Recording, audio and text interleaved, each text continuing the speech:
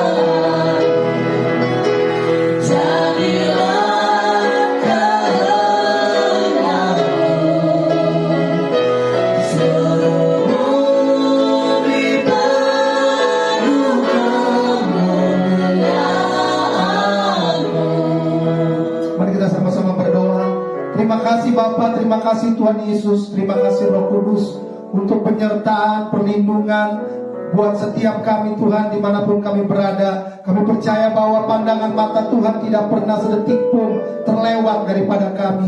Kami ada sebagaimana kami ada karena Engkau ya Tuhan. Mungkin ada banyak permasalahan persoalan yang kami hadapi, namun satu hal yang kami tahu, bahwa Bapa yang kami sembah, Yesus Tuhan yang kami sembah, adalah Tuhan yang setia dan tidak pernah meninggalkan kami.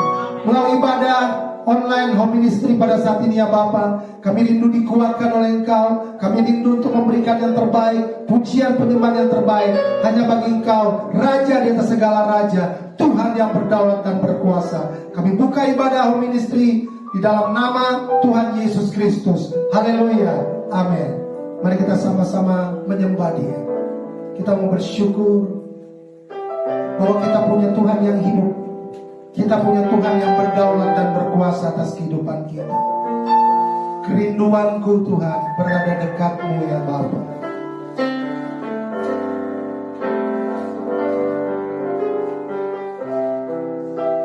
Kerinduanku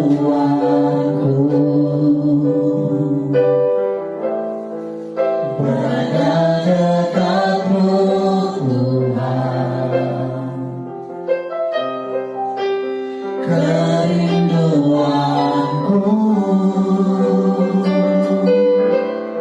selalu serahkan hatimu. Tak pernah ku bayangkan hidupku tanpamu.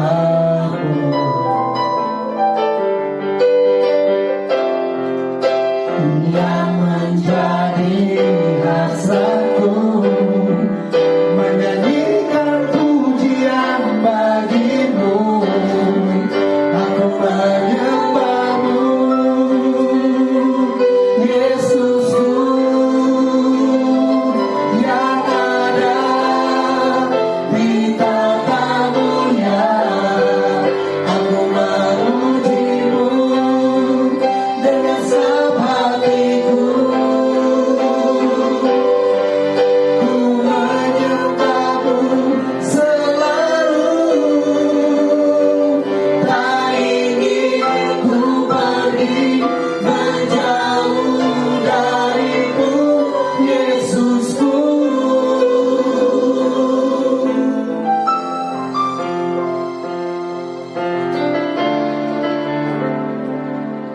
kerinduan kami berada dekatmu ya Bapa.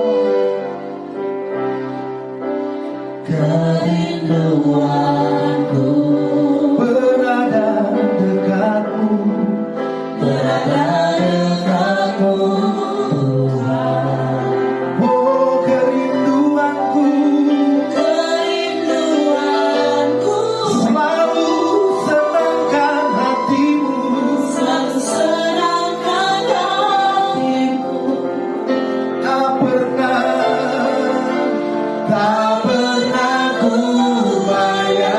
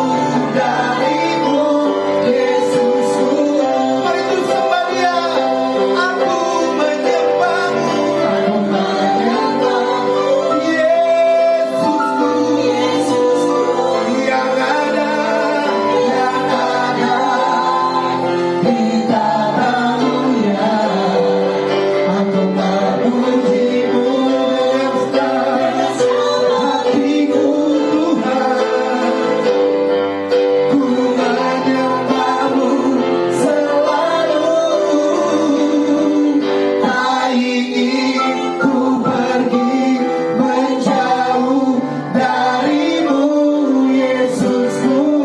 Sekali lagi, aku menyembahmu, Aku menyembahmu, Yesusku, Yesusku, yang ada di tatamu ya. Aku memujimu dengan senang hati.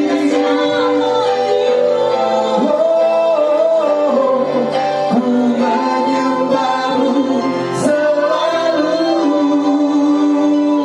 tak ingin ku pergi menjauh darimu, Yesusku.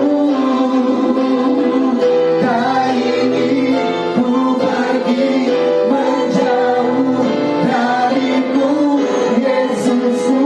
Tak ingin ku pergi menjauh darimu, Yesusku. Berikan tepuk tangan yang paling meriah buat Tuhan kita. Haleluya, haleluya. Saya percaya bahwa kita semua merasakan kebaikan Tuhan, amin. Dimanapun kita berada, kasih Tuhan tetap setia buat setiap kita. Kasih Tuhan tetap dicurahkan buat setiap kita. Sebab itu mari kita sama-sama menyanyikan kebaikan Tuhan yang dirasakan dalam kehidupan kita. Haleluya.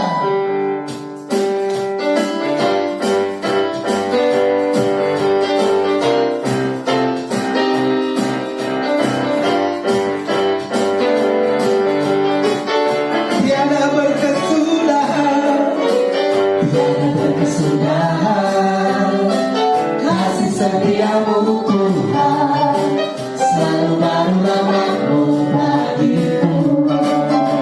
oh, oh. Hari berganti hari, telah kulihat kasih-Mu, tak pernah berakhir di hidupku. Katakan sama-sama semua. Tuhan Yesus baik, Amin. sungguh amat baik, untuk selama-lamanya. Tuhan Yesus baik, Tuhan Yesus baik. Tuhan Yesus baik, sungguh amat baik, untuk selama-lamanya. Tuhan Yesus baik. Haleluya. Tiada berkesudahan, Tiada berkesudahan, kasih setiamu Tuhan, selalu baru baru rahmat-Mu bagiku. Hari berganti hari, telah kulihat kasih-Mu, tak pernah berakhir di hidupku. Tuhan Yesus baik, Haleluya. sungguh amat baik, untuk selama-lamanya. Tuhan Yesus baik, Tuhan Yesus baik. Tuhan Yesus baik, sungguh amat baik, untuk selama-lamanya. Tuhan Yesus baik. Sekali lagi, nyanyikan kebaikan Tuhan dalam kehidupan kita. Haleluya. Tiada Tiada berkesudahan, kasih kasih setiamu setiamu Tuhan, selalu baru baru rahmat-Mu bagiku. Hari berganti hari, telah kulihat kasih-Mu, tak pernah berakhir di hidupku. Tuhan Yesus baik, sungguh amat baik, untuk selama-lamanya. Tuhan Yesus baik, Tuhan Yesus baik. Tuhan Yesus baik, sungguh amat baik, Selamanya. untuk selama-lamanya. Tuhan Yesus baik, Katakan terus Tuhan Yesus baik semua. Tuhan Yesus baik, Come on.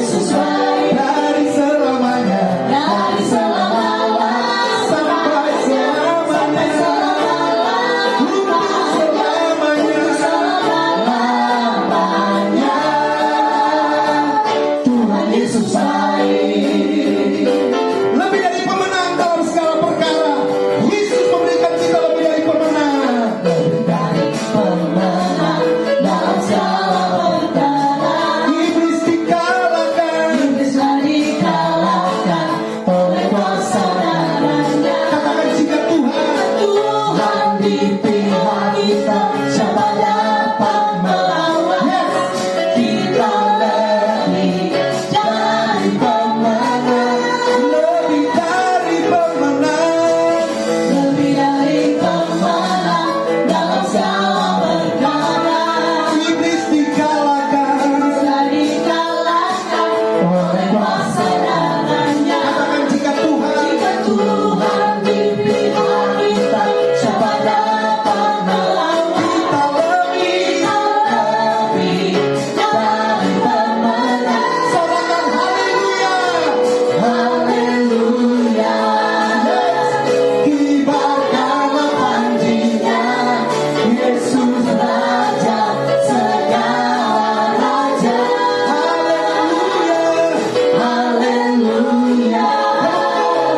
Bangkitlah gerejanya, kita lebih dari pemenang.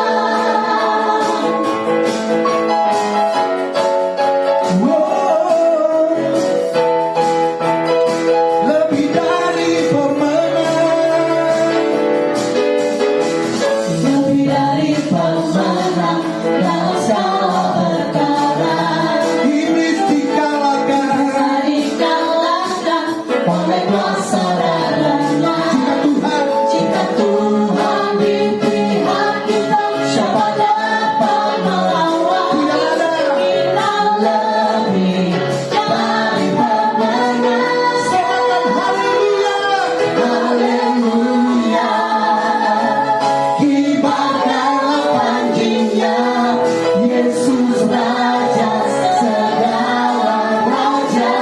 Haleluya. Haleluya. Bangkitlah gerejanya, kita lebih dari pemenang. Haleluya. Haleluya. Kibarkanlah panjinya, Yesus Raja segala raja. Haleluya. Haleluya. Bangkitlah gerejanya, kita lebih dari pemenang. Kita lebih dari pemenang. Kita lebih dari pemenang.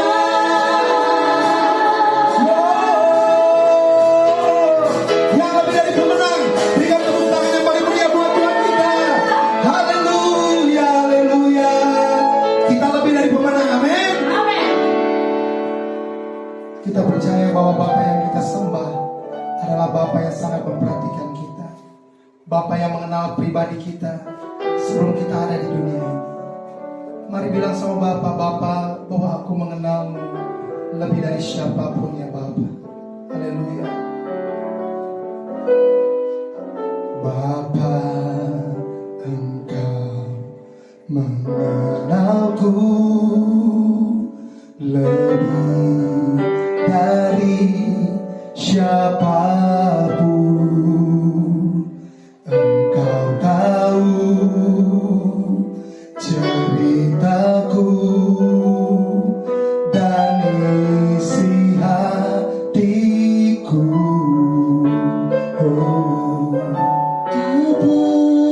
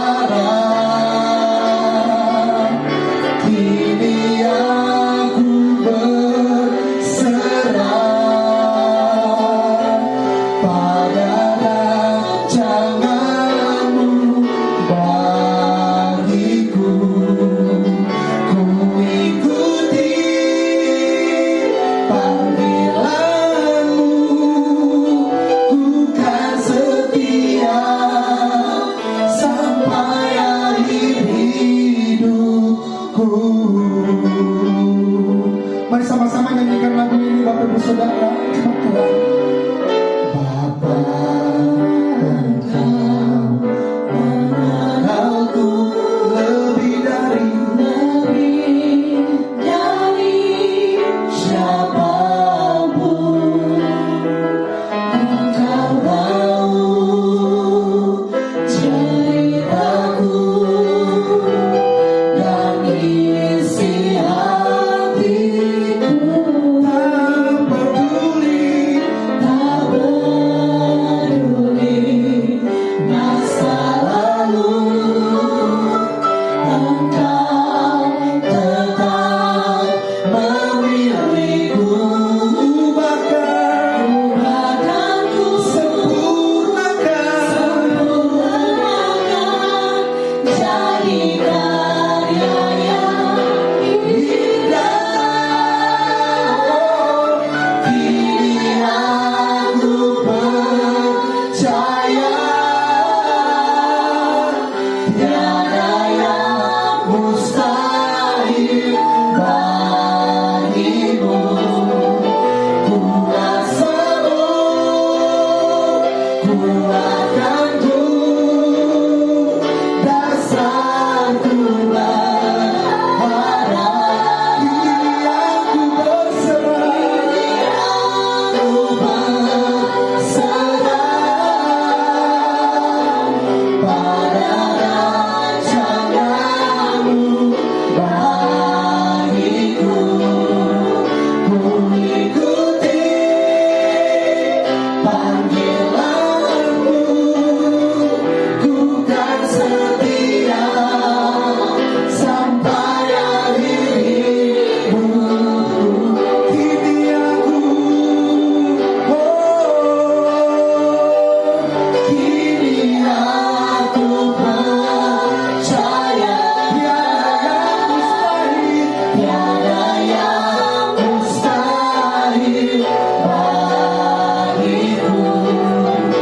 Kuasamu kuatkanku, dasarku berharap. Kini aku berserah pada rancanganmu bagiku. Ku ikuti panggilanmu, ku kan setia sampai akhir hidupku. Ku ikuti panggilanmu, ku kan setia sampai akhir hidupku. Selamat siang jemaat Tuhan yang dikasihi Tuhan. Kita akan membaca firman Tuhan yang diambil dari Injil Yohanes, pasalnya yang ke-6 mulai ayat yang ke-48 sampai dengan ayatnya yang ke-58. Yohanes 6 ayat 48 sampai 58. Demikian firman Tuhan. Akulah roti hidup. Nenek moyang kamu telah makan mana di padang gurun dan mereka telah mati. Inilah roti yang turun dari sorga. Barang siapa makan daripadanya, ia tidak akan mati. Akulah roti hidup yang telah turun dari sorga. Jikalau seorang makan dari roti ini, ia akan hidup selama-lamanya. Dan roti yang kuberikan itu ialah dagingku yang akan kuberikan untuk hidup dunia. Orang-orang Yahudi bertengkar antara sesama mereka dan berkata, bagaimana ia ini dapat memberikan dagingnya kepada kita untuk dimakan? Maka kata Yesus kepada mereka, aku berkata kepadamu, sesungguhnya jikalau kamu tidak makan daging anak manusia dan minum darahnya, kamu tidak akan mempunyai hidup di dalam dirimu. Barang siapa makan dagingku dan minum darahku, ia mempunyai hidup yang kekal, dan aku akan membangkitkan dia pada akhir zaman. Sebab dagingku adalah benar-benar makanan, dan darahku adalah benar-benar minuman. Barang siapa makan dagingku dan minum darahku, ia tinggal di dalam aku, dan aku tinggal di dalam dia. Sama seperti Bapa yang hidup mengutus aku, dan aku hidup oleh Bapa, demikian juga barang siapa yang memakan aku akan hidup oleh aku. Inilah roti yang telah turun dari sorga, bukan roti seperti yang dimakan nenek moyangmu, dan mereka telah mati. Barang siapa makan roti ini, ia akan hidup selama-lamanya. Saudara yang dikasihi Tuhan, demikian pembacaan firman Tuhan, dan sebelum kita merenungkan firman Tuhan ini, mari terlebih dahulu kita berdoa. Tuhan Yesus, kami mengucap syukur karena Engkau Tuhan yang maha baik. Engkau adalah Tuhan yang maha mulia, Engkau adalah Tuhan yang maha kudus. Saat ini kami rindu untuk mendengar firman-Mu ya Bapa. Berfirmanlah kepada kami, diamkan suara hati kami. Biarlah suara firman Tuhan yang kami dengar pada siang hari ini. Pakai hamba-Mu, biarlah kemuliaan Tuhan yang dinyatakan. Terima kasih ya Tuhan. Kami percaya ketika firman-Mu diberitakan, kuasa firman-Mu sanggup untuk menyembuhkan kami di dalam nama Tuhan Yesus. Kuasa firman-Mu sanggup untuk memulihkan kami di dalam nama Tuhan Yesus. Kuasa firman-Mu sanggup untuk memberkati kami di dalam nama Tuhan Yesus. Kami sambut firman-Mu di dalam nama Tuhan kami Yesus Kristus yang mengasihi kami. Amin. Saudara yang dikasihi oleh Tuhan Yesus Kristus, hari ini saya akan melanjutkan khotbah tentang perjamuan kudus. Kalau di dalam 2 minggu sebelumnya kita sudah berbicara secara khusus tentang perjamuan kudus sebagai perjanjian baru yang diikat oleh darah Tuhan Yesus sendiri atau yang dimeteraikan oleh darah Tuhan Yesus sendiri, di mana saya sudah sampaikan bahwa perjamuan kudus itu adalah bukti bagaimana Tuhan mengasihi kita, bagaimana Dia membuat perjanjian untuk kita atau membuat perjanjian kepada kita. Jadi kalau kita berbicara tentang perjanjian baru terkait dengan perjamuan kudus, itu adalah perjanjian Tuhan kepada kita. Oleh sebab itu, saya sudah membahas bahwa apa makna perjamuan kudus terkait dengan perjanjian baru yang Tuhan berikan. Saya sudah sampaikan beberapa poin kepada kita bahwa lewat perjamuan kudus itu Kristus menjadi korban keselamatan untuk kita. Dia menyerahkan dirinya sebagai korban keselamatan untuk saudara dan saya, dan sekaligus juga dia menjadi imam buat saudara dan saya. Hari ini saya akan melanjutkan khotbah tentang perjamuan kudus itu. Dan dari ayat yang kita baca, kita melihat bahwa dengan tegas Tuhan kemudian menganalogikan bahwa perjamuan kudus itu berkaitan dengan tubuh dan darahnya. Saudara, kalau kita baca ayat ini kemudian mengakibatkan pertengkaran. Perkataan-perkataan Tuhan tentang roti hidup, tentang penyatuan dengan tubuhnya, tentang siapa yang makan dagingnya dan minum darahnya, itu mengakibatkan pertengkaran bagi orang Yahudi.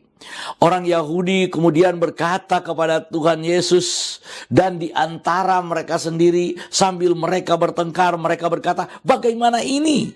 Bagaimana ia ini dapat memberikan dagingnya kepada kita untuk dimakan?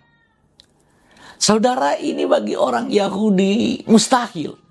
Sama juga dengan sejarah orang-orang yang hidup setelah zaman Yesus, di mana kemudian mereka berpikiran bahwa kalau orang Kristen itu adalah kelompok orang-orang kanibal karena mereka memakan daging manusia. Saudara, pada zaman Nero, ketika kemudian orang Kristen dianiaya, orang Kristen ditangkap, orang Kristen dibunuh pada zaman itu, Orang Kristen ditangkap, dianiaya di kota Roma pada saat itu dengan tuduhan bahwa orang Kristen itu kanibal. Kenapa? Karena mereka memakan daging dan meminum darah Yesus. Jadi sekali lagi saya ingin sampaikan kepada saudara, memahami perjamuan kudus ini sangat penting. Karena sudah banyak yang mati, sudah banyak yang menjadi martir, sudah banyak yang menjadi syahid karena masalah perjamuan kudus ini. Oleh karena itu, mari kita lihat pada ayat yang ke-56. Kita akan mulai dari titik ini. Ayat 56 firman Tuhan berkata, barang siapa makan dagingku dan minum darahku, ia tinggal di dalam aku dan aku di dalam dia. Saudara, ketika kita bicara perjamuan kudus, maka kita sedang berbicara tentang penyatuan tubuh.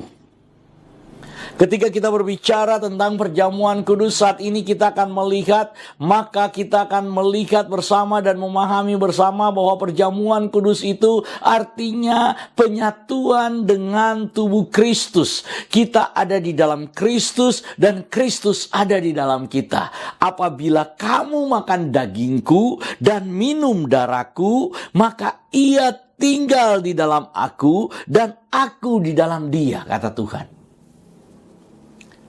Jadi perjamuan kudus ini secara langsung dinyatakan oleh Tuhan adalah bagian dari penyatuan tubuh itu, saudara.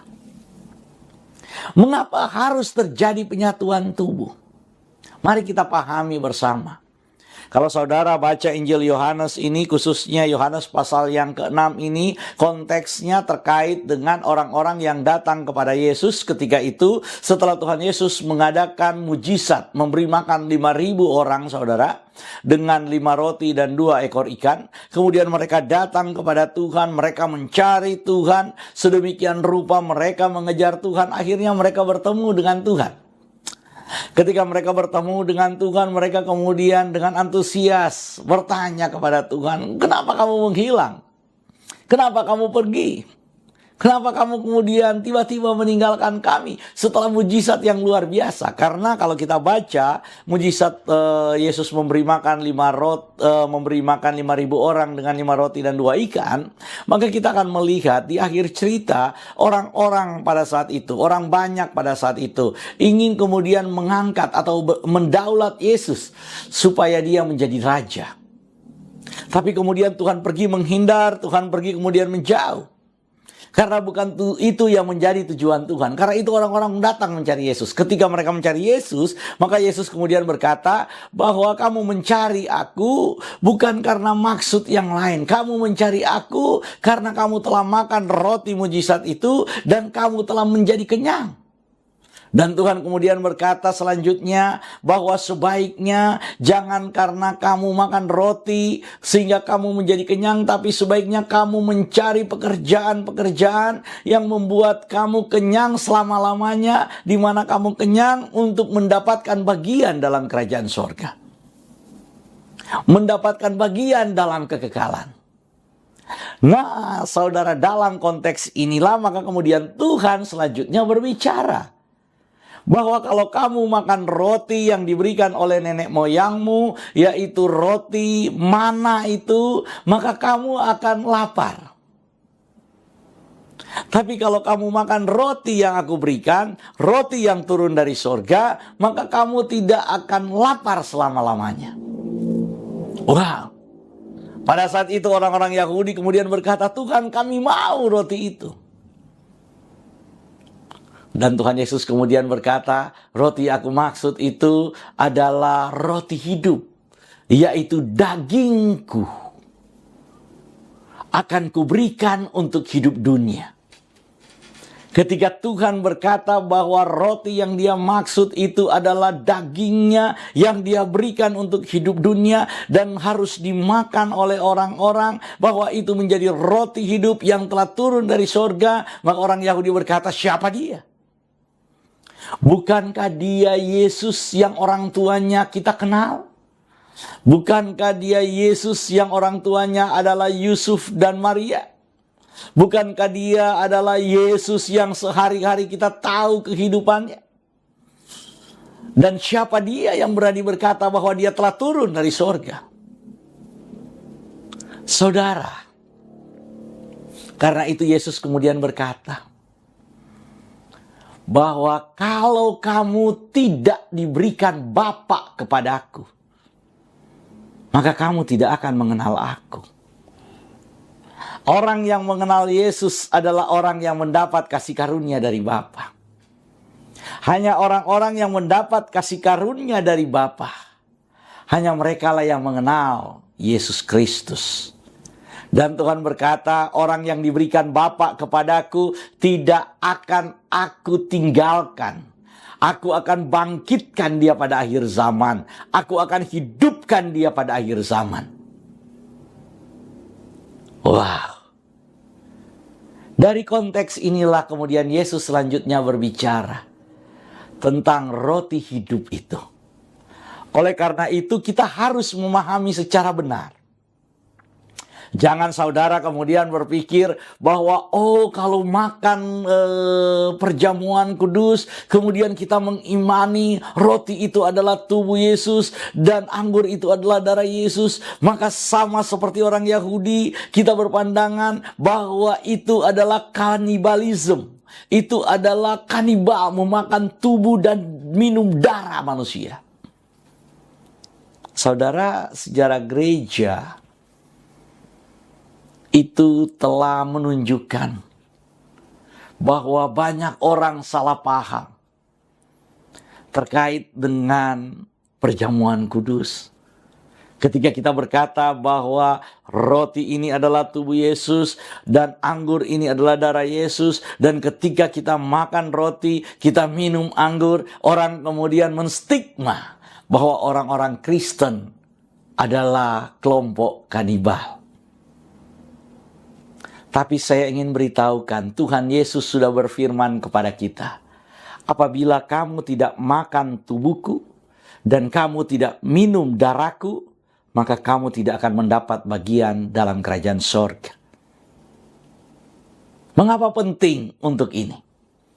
Saudara, kalau kita baca struktur dari Injil Yohanes, dalam Injil Yohanes pasal yang pertama, saya ingin baca buat saudara, Yohanes pasal yang pertama, ayatnya yang ke-10 sampai dengan ayat yang ke-13, firman Tuhan berkata begini.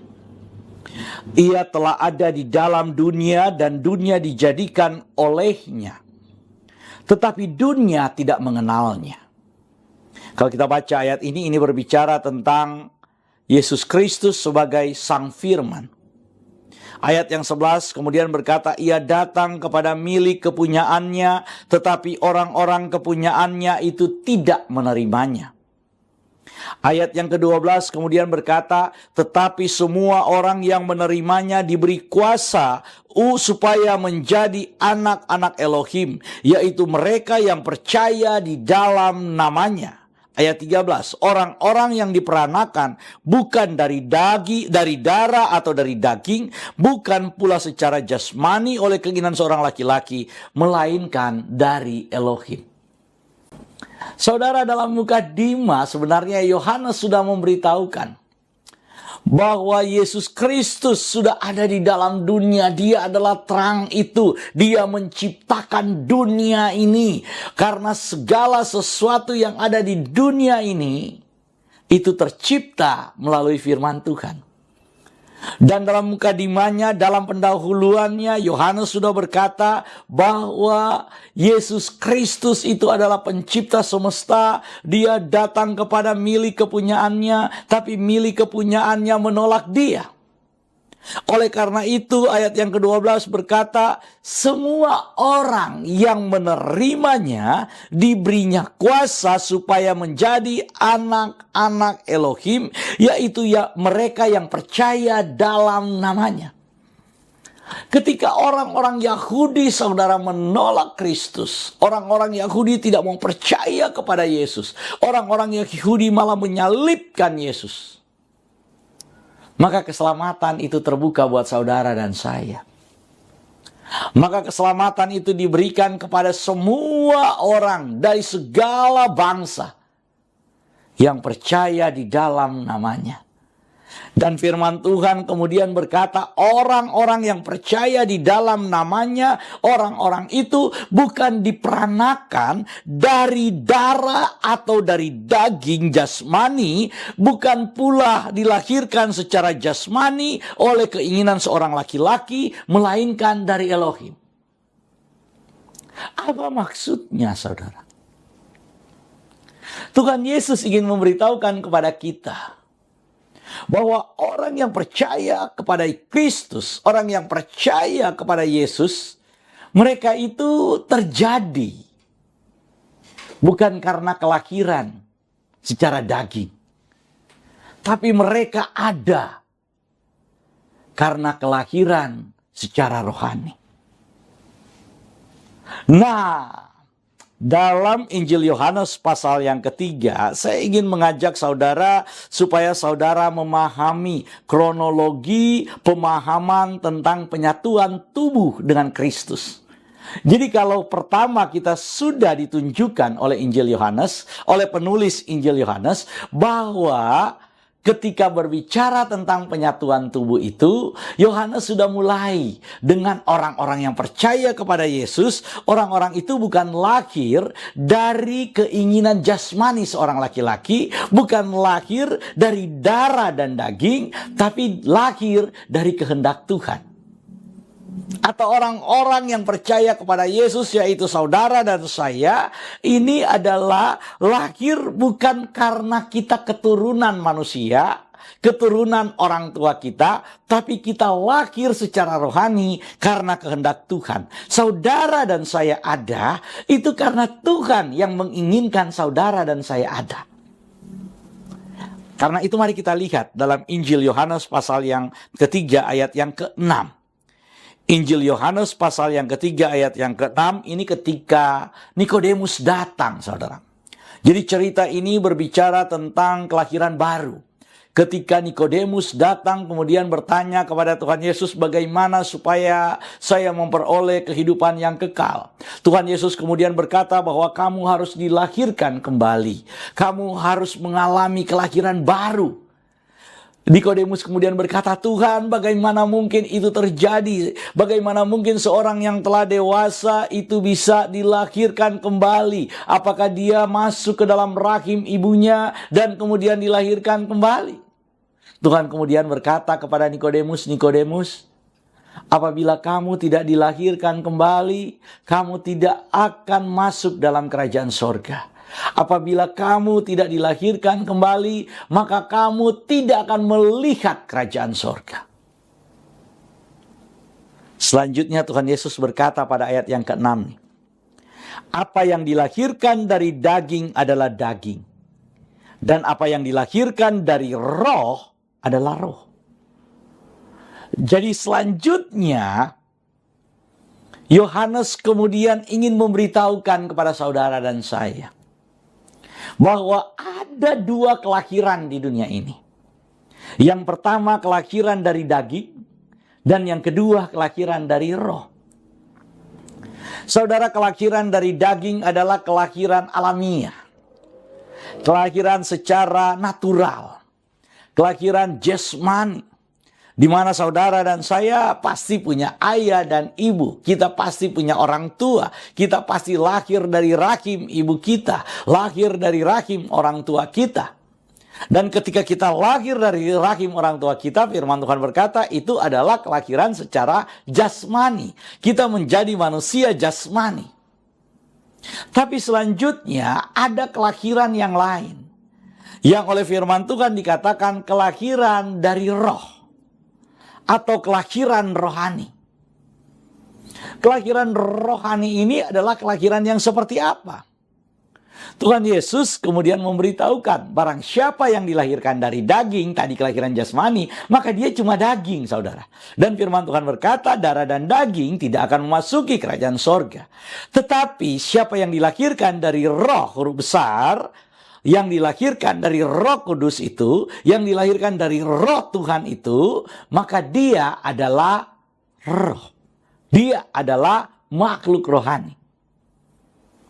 Bagaimana kelahiran secara rohani itu bisa terjadi? Saudara, dalam sejarah kehidupan manusia, hanya ada satu pribadi yang dilahirkan karena Roh Kudus, yaitu Yesus Kristus. Yesus Kristus lahir bukan dari keinginan seorang laki-laki.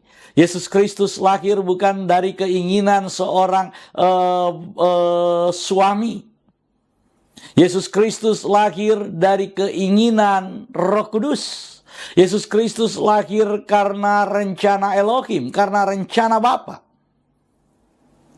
Dialah satu-satunya pribadi yang lahir dari Roh Kudus. Dan ketika dia lahir dari Roh Kudus, maka siapa yang dilahirkan dari Roh, yaitu dilahirkan dari Kristus, maka dia menjadi makhluk rohani. Apa maksudnya?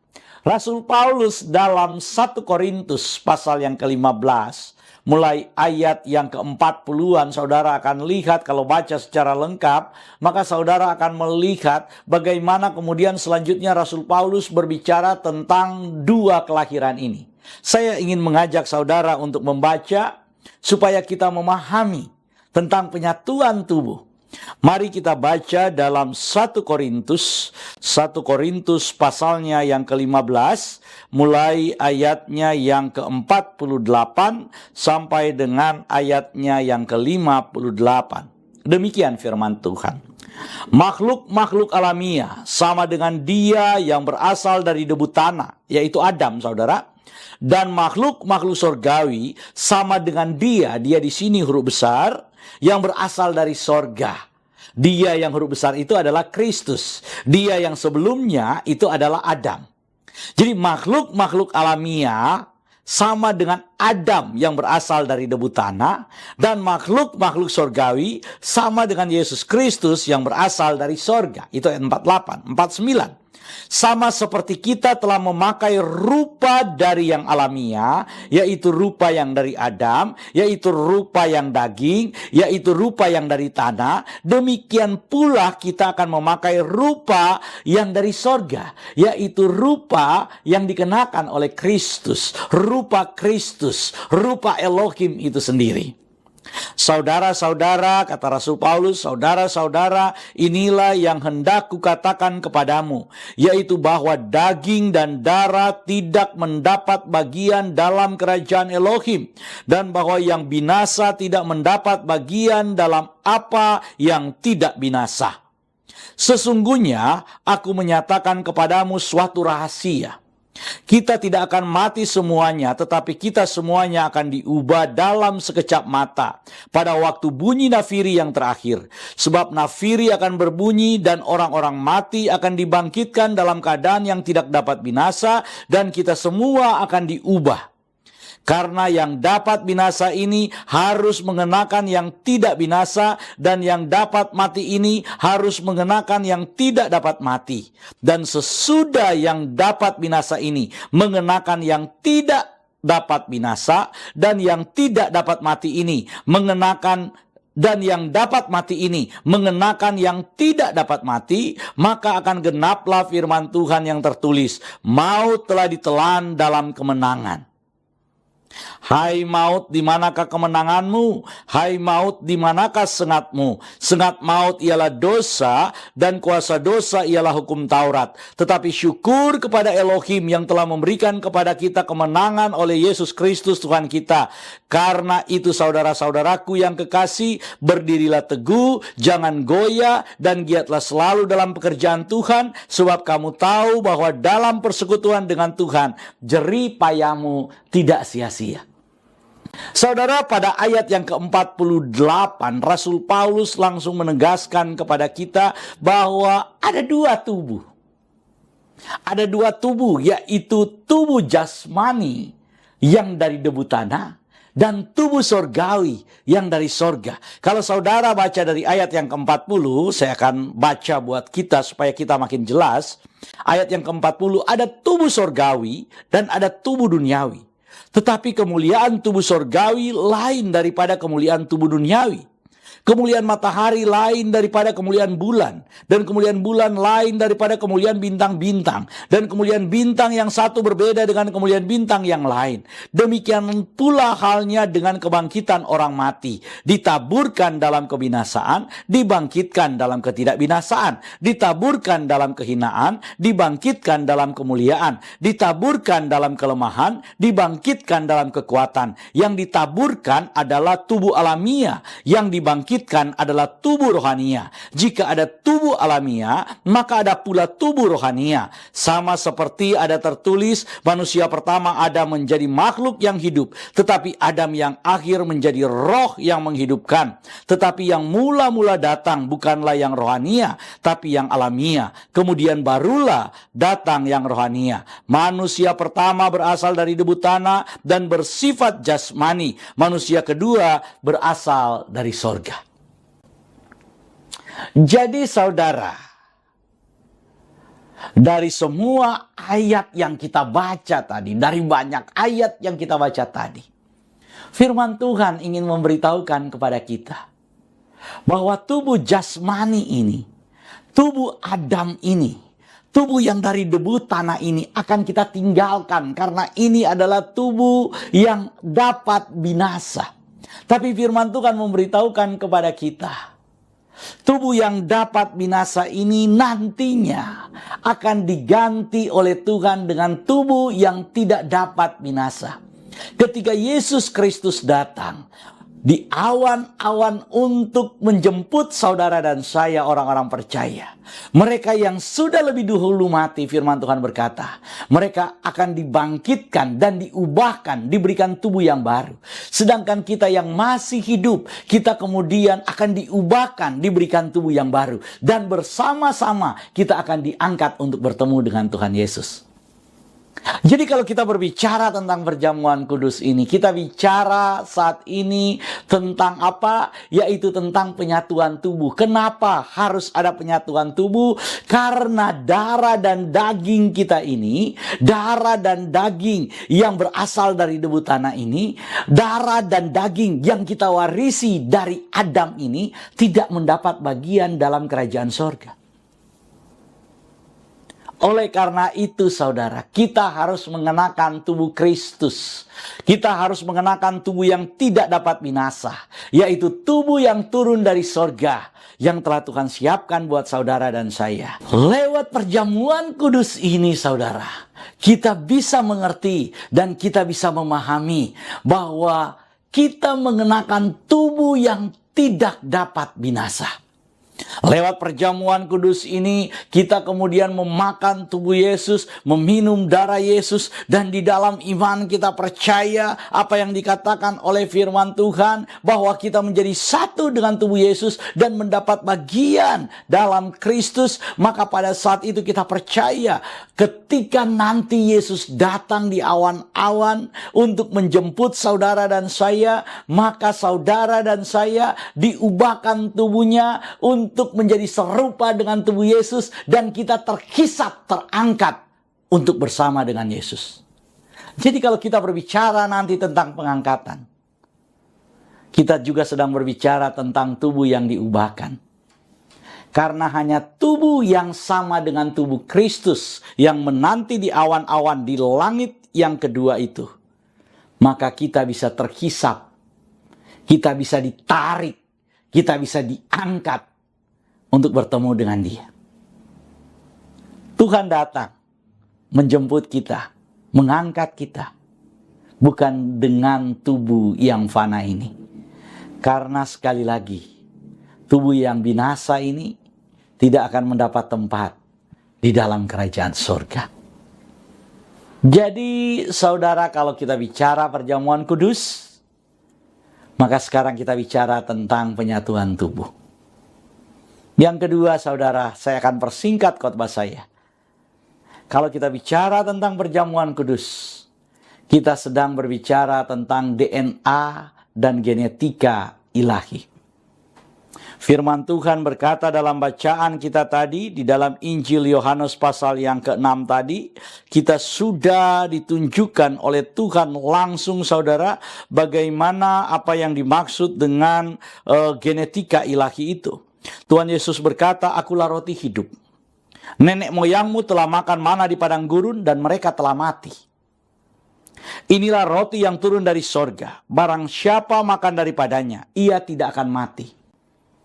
Saudara, manusia itu mendapatkan DNA. DNA itu adalah tanda spesifik dari setiap manusia. DNA saya berbeda dengan DNA saudara.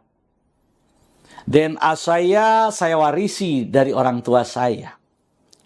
Setiap manusia itu memiliki tanda DNA-nya. Dan untuk mengetahui DNA itu biasanya yang paling biasa dilakukan, yaitu bisa dilihat lewat daging dan bisa terlihat dalam darah.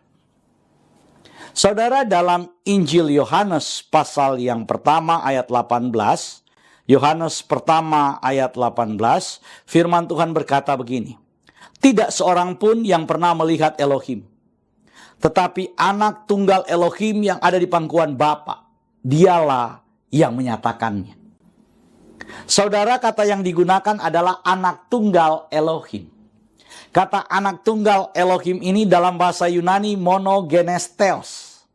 Monogenestheos itu mono satu, genes itu adalah gen, theos itu adalah Elohim. Jadi monogenestheos itu artinya satu-satunya genetika dari Elohim. Satu-satunya genetika dari Elohim yang turun dari sorga, itu adalah Kristus, itu adalah Yesus. Oleh karena itu ketika kita percaya kepada Yesus, maka kita dilahirkan kembali dalam Yesus.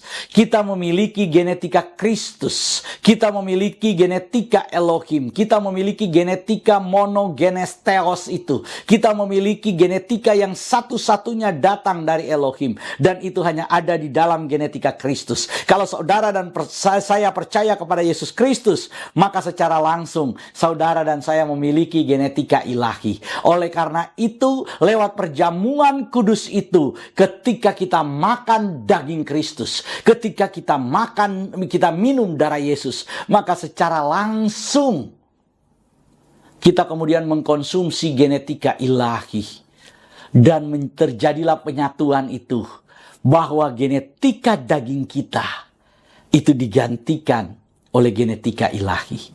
Di dalam tubuh kita yang fana ini terdapat genetika ilahi sebagai penanda yang diberikan oleh Tuhan buat saudara dan saya. Itu adalah mark, itu adalah tanda yang Tuhan taruh buat saudara dan saya. Jadi lewat perjamuan kudus ini, maka ada tanda ilahi di dalam diri saudara dan saya. Demikian firman Tuhan pada hari ini. Tuhan Yesus memberkati. Sobat Home Ministry dimanapun Anda berada, saat ini kita akan masuk dalam sakramen perjamuan kudus, dan saya persilakan saudara yang ada di rumah untuk bangkit berdiri.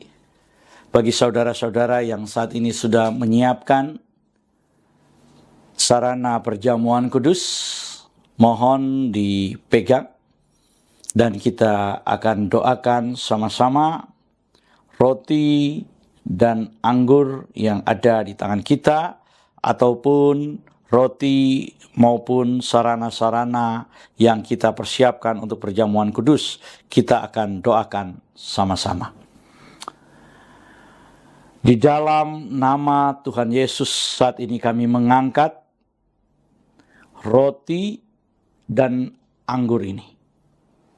Kami kuduskan, kami sucikan di dalam nama Tuhan Yesus, sehingga roti dan anggur ini dan semua sarana yang digunakan saat ini, apapun itu yang kami gunakan untuk kami angkat saat ini, kami sucikan dalam nama Tuhan Yesus, menjadi layak digunakan untuk perjamuan kudus ini. Sehingga ketika kami makan, sarana perjamuan kudus ini, itu menjadi daging dari Tuhan Yesus Kristus. Dan ketika kami minum, sarana perjamuan kudus ini, itu layak menjadi darah Kristus.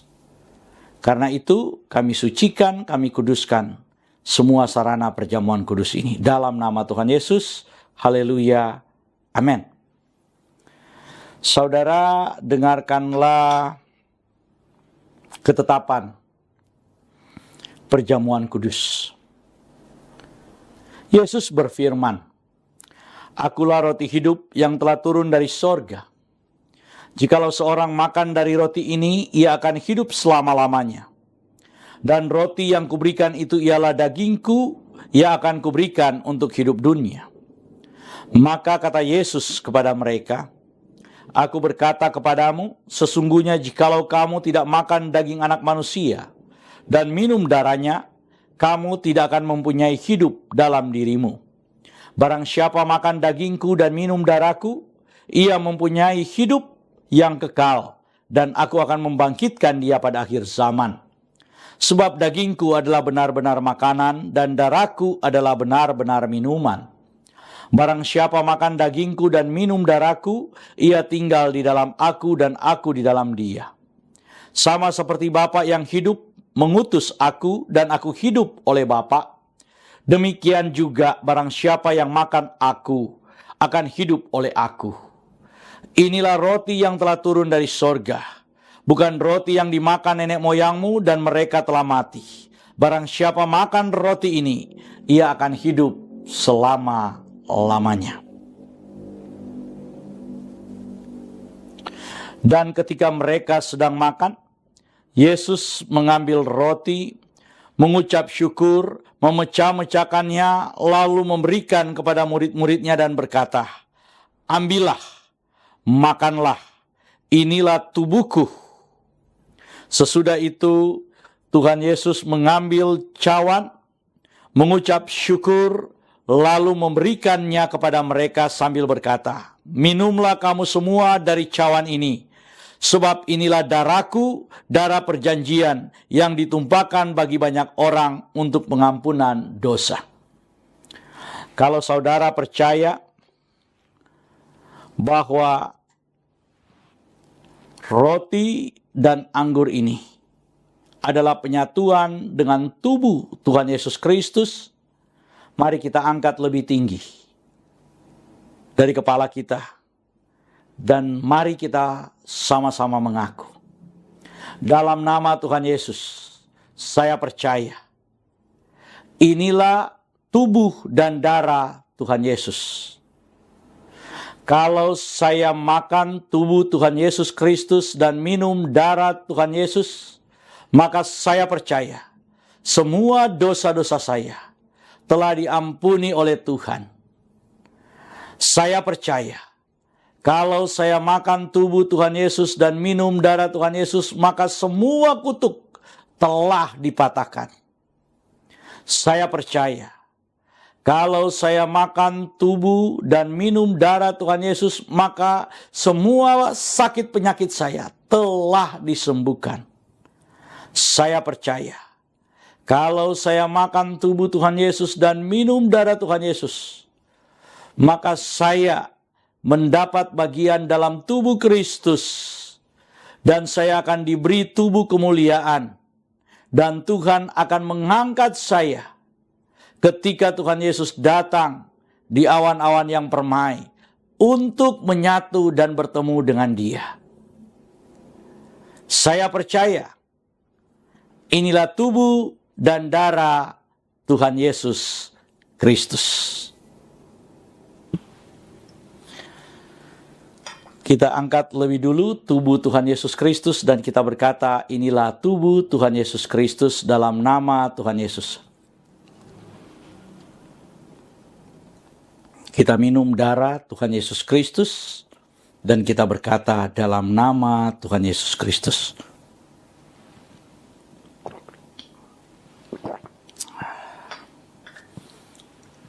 Mari kita mengucap syukur bersama-sama. Karya terbesar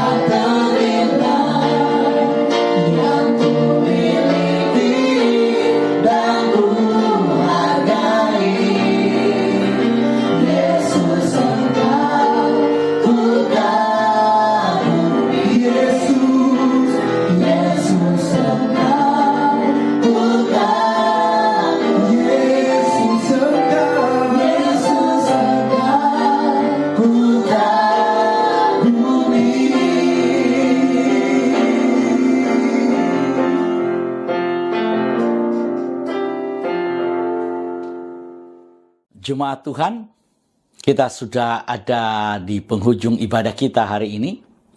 Sebelum kita masuk dalam doa berkat, kami ingin memberitahukan bahwa Home Ministry terus melayani jemaat Tuhan. Dan Sobat Home Ministry, atas nama Gembala Sidang Home Ministry, yaitu Pastor Doni Toisuta, kami mengucapkan terima kasih atas semua partisipasi saudara-saudara, atas semua kehadiran saudara dalam mengikuti ibadah pada hari ini. Kita akan mengakhiri ibadah kita. Mari angkat kedua belah tanganmu. Arahkan hati dan pikiranmu, dan aminkan semua berkat yang diucapkan buatmu. Di dalam nama Tuhan Yesus, diberkatilah hidupmu, diberkatilah keluarga, suami, istri, anak-anak, dan cucu-cucumu.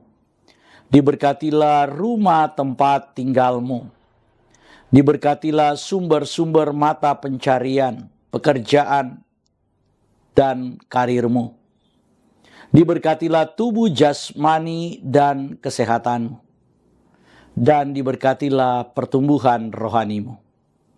Biarlah semua berkat dari Bapa Sorgawi, Bapa Yahweh namanya, cinta kasih dari Tuhan kita Yeshua HaMashiach, dan persekutuan dengan rohnya yang kudus, menyertai kita semua mulai dari sekarang sampai selama-lamanya. Kita yang percaya diberkati oleh Tuhan dan menerima berkat Tuhan ini. Mari sama-sama kita berkata, Amin. Bye.